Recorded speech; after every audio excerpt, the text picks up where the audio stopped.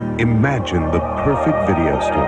It would have a great selection, right? Right! Over 10,000 videos. 3 evening rentals, so no rush, no hassle. Fast checkout. 24-hour quick drop return. Open late every night. Well, the perfect video store Welcome to Blockbuster Video. is popping up all over the country.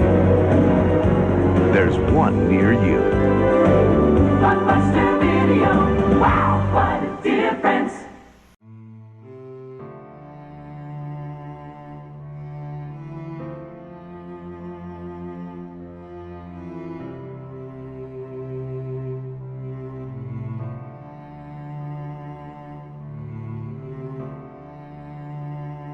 Do you remember that one time where family and friends can have fun to watch a movie together and watch whatever they want on physical media or something like that? That's basically what Blockbuster was.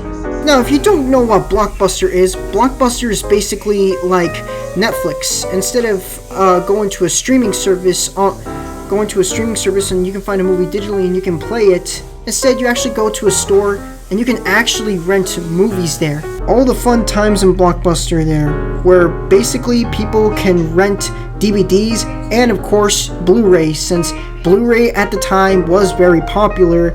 And basically, yeah, everyone would go on to rent really great awesome films like Star Wars and Indiana Jones, Jurassic Park and Jaws and Ghostbusters, E.T., and Alien and Aliens and Predator and RoboCop and Terminator and so much more.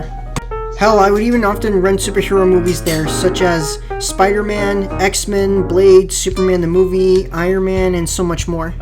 Another best part about Blockbuster is that where you get to have snacks after when you were renting a movie that you wanted to watch. Like, you can eat pizza, you can eat popcorn, you can eat other types of snacks from there, and so much more. Basically like your local movie theater, but instead of being a movie theater, you actually get to do that at your local rental video store nearby you. Some of the funnest thing is about with Blockbuster is that when you rent a movie, you basically get to see what's in that movie and basically see about what it is and how you want to see and how good or how bad it might be, and all the fun and entertaining and experience of the movie that you can enjoy.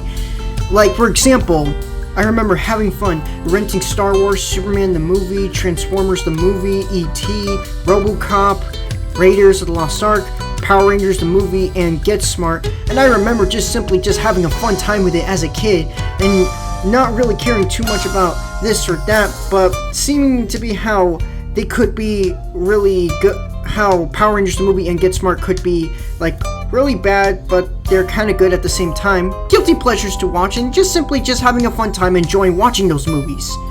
I always love watching these types of movies, especially with superhero movies at the time and with anime. And I just remember just simply watching them over and over again and just having fun with them. And those were the fun experiences about Blockbuster. And not only that, where whenever that you have to do something about that, you have to return the video back in time or you have to pay the late fee. I have no idea how much the late fees were, but well, let's just say that it's urgent that you have to return it back on time, or you're probably gonna have to pay the late fee, which is probably going to be a lot of money. Oh, and hell, you can even rent video games there. Think of all the mature, responsible things you could be doing.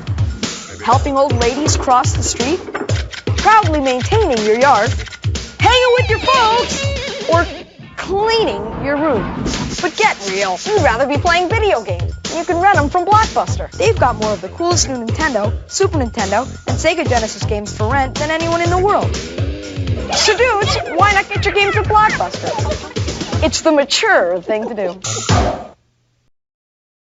Yep, in a way, Blockbuster was like the go-to for renting some of your favorite movies or some of your favorite video games or TV shows. And this was back before streaming was a thing. This was back before Netflix was going through its popularity. This was back before Disney Plus. This was back before HBO Max. This was back before Hulu. This was back before Amazon Prime. This was back before Peacock. This was back before AMC Plus or Apple TV Plus or Paramount Plus, and so much more.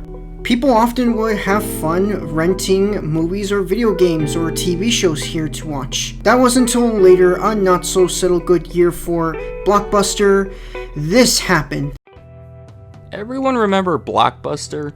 Not the Blockbuster that's been reduced to a punchline. The Blockbuster from back in the day. The video rental store you used to frequent. Remember walking through the doors and heading over to the new releases around the outer walls, recognizing some of them from the week before, and getting excited when you saw something new, making your way around the store, methodically looking at each movie until you've reached the other end, picking up a movie you're sure you're going to rent and one that you may put back if you see something better. Taking a minute to make sure you're happy with your selections, because it was a big decision back then. There was no starting the movie just to see what it is and turning it off and searching for a new one. Those were your movies for the weekend. Taking a quick look through the aisles with the old releases before heading to the checkout counter. Maybe you would pick up some popcorn or candy on your way. And then checking out and paying $20 for a handful of movies and some red vines. It wasn't all good. But I'm willing to bet most of us have these positive memories associated with the store. At the time, it was the best way to get movies, family video and Hollywood video, but they just didn't compare. Personally, whenever I would go to one of those other stores, I just didn't get that same feeling as being in a Blockbuster, like they were just cheap imitations. There's no doubt about it, Blockbuster was the place for movie rentals. The company started in 1985. It wasn't long before that when most people didn't even have a VCR. The company happened to Blockbuster. I'm guessing the answer in everyone's head right now is that Netflix happened, and I'm sure it's going to be all over the comment section. But my conclusion at the end of the video is not that. Not exactly. But Netflix did survive when Blockbuster didn't, so what we should investigate is what separates the two companies. And I'm talking about the classic Netflix, not the streaming content, but sending DVDs to your house, because that's what Netflix was during this time. They didn't start streaming until around 10 years ago. As far as I see it, there were two big differences. One is what I just said. With Netflix, the movies come to you, whereas with Blockbuster, you go to the movies. So with Netflix, it's easier for the customer, but it's also more confining. There's more freedom with Blockbuster because you can get movies at any time without having to wait for the mail. This aspect is really just a matter of personal preference. But the other big difference is that Netflix is a subscription charge where Blockbuster charges per movie. This is where Netflix has the edge. For what you pay during your weekly trip to Blockbuster, you could get a full month of unlimited rentals. So the logical thing for Blockbuster to do to compete would be to offer subscriptions for unlimited rentals at their stores. But it's not as simple as it sounds. In fact, none of this is as simple as it sounds. Today, people seem to look at Blockbuster as a group of boneheads that fail to see the changing climate of video rentals. That's right, I said boneheads. I'll get back to the Netflix thing in a second. The public seems to have this perception that Blockbuster thought in-store rentals was the only way to do business and just laughed at the idea of mail and streaming services. This isn't true. You may have heard this one before. In the year 2000, Blockbuster declined a deal to purchase Netflix for $50 million. A company that is worth billions today. But at the time, Blockbuster preferred to compete with them because they thought they could win. It wasn't that they were ignoring the business model that Netflix established, it's simply that they didn't think purchasing that company at that time was the right move. Sure, looking back, it's probably the worst decision they ever made, but how were they to know it at the time? I would have completely respected their decision to pass on the deal, and I'm sure most others would too. In fact, right around the same time, they entered into a 20-year deal that involved streaming video on demand using fiber optic technology that was much more costly than it would have been to purchase Netflix. The only problem is that the deal was with Enron, and the technology didn't work, and Enron went bankrupt soon after, and nothing came of it. It's a deal that could have put Blockbuster a couple steps ahead of Netflix. Here's some more evidence that Blockbuster wasn't ignorant about the whole mail and streaming thing. In a company's annual reports filed with the SEC, they include a section that identifies possible threats to the company. In almost every year that Netflix existed, they were listed as a possible threat, as well as video-on-demand services. And in the report from 2001, they actually talk about their efforts to enter into the market by teaming up with DirecTV. So don't make the mistake of thinking that Blockbuster was just ignoring all this. They were well aware of it and making efforts early on. But let's get back to why it's not easy to offer subscriptions like Netflix does. Those rental revenue numbers that I showed you earlier include something called late fees, something that's impossible to collect if the customer has an unlimited rental subscription. They were generating a healthy amount of income from late fees, and were resistant to change their structure to something that would completely eliminate them.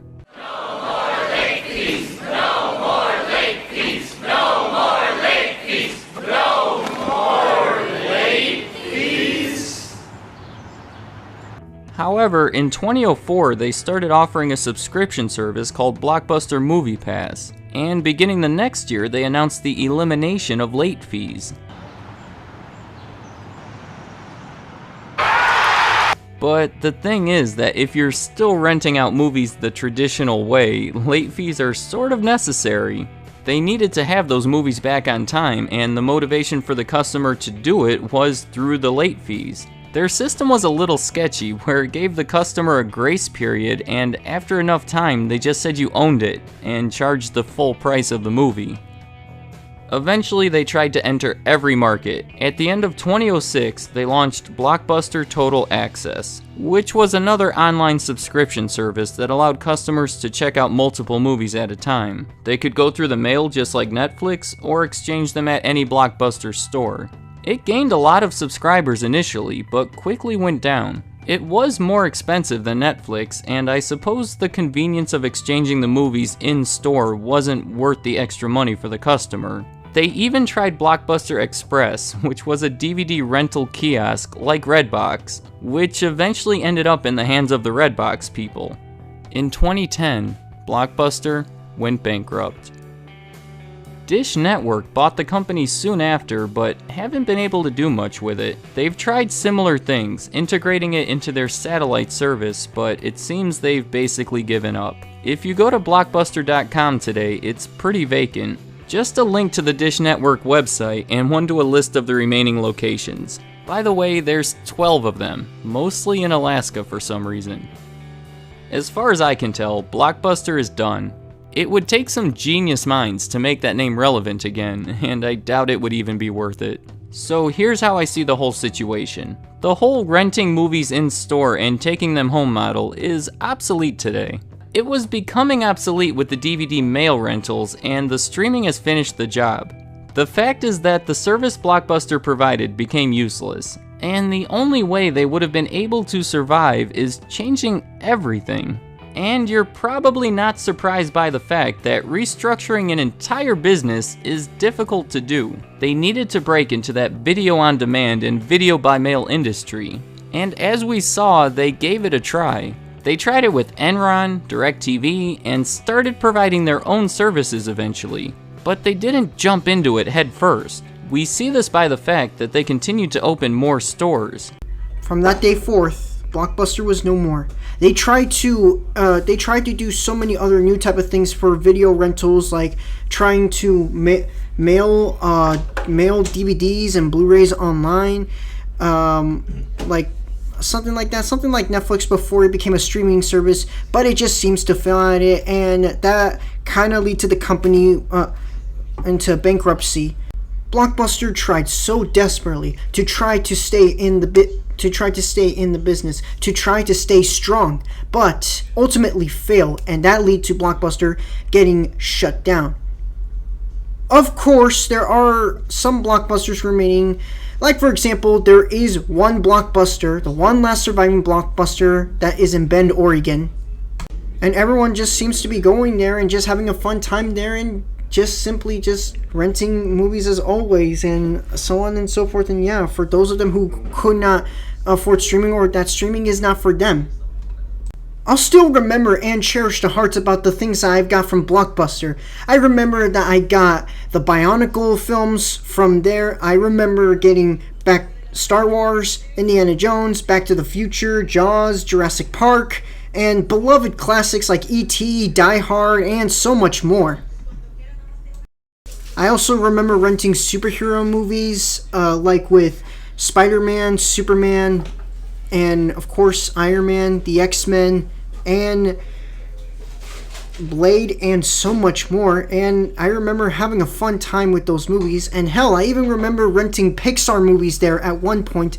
And even sometimes whenever I couldn't go to Blockbuster or anything like that, we would go to Hollywood Rentals or Hollywood Video. I don't think I had like a family store thing, but I remember that I had a fun time there renting a bunch of really cool DVDs. I mean, renting Transformers the movie, renting Power Rangers, renting Get Smart, renting some lawfully good films that I still cherish these films in my heart. And of course, even remember renting Pixar movies such as Up, WALL-E, and Toy Story 3. Hell, my dad even has like a Blockbuster card. But nowadays, people are able to watch movies thanks to the power of streaming, such as YouTube, Netflix, Hulu, Disney Plus, HBO Max, Peacock, Amazon Prime Video, AMC Plus, Paramount Plus, Apple TV, and so much more. Nevertheless, Blockbuster was and is still one of the best things that ever happened for renting movies and everything to this day. And thanks to the power of nostalgia, kind of missed it. Even though that there's still one that is alive in Bend, Oregon right now. Yeah, I still miss the good old days of Blockbuster. And I'll still cherish these memories forever. If you like this video, please consider to subscribe, like, share, and comment. And I will see you all in the next video. Peace out.